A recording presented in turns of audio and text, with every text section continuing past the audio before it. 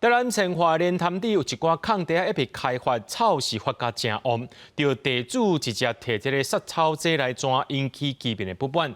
市政府表示，讲这毒草剂敢若会当用在农地，会依法甲地主罚钱。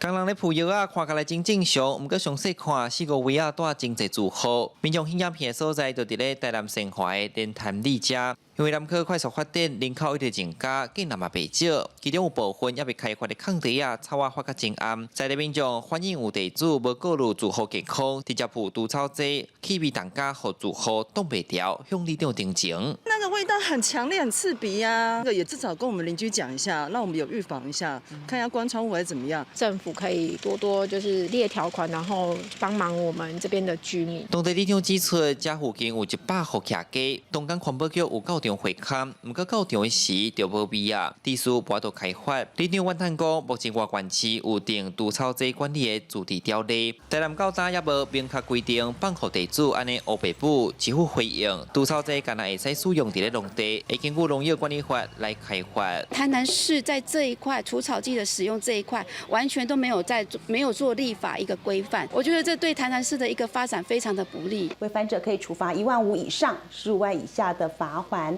那本案黄伟哲市长已经责成了农业局积极查，依法开罚。虽然中央有农业管理法的规定，市府讲会去参环保局、农业局等单位严厉推测相关的驻地条例。记者李成武台南采访报道。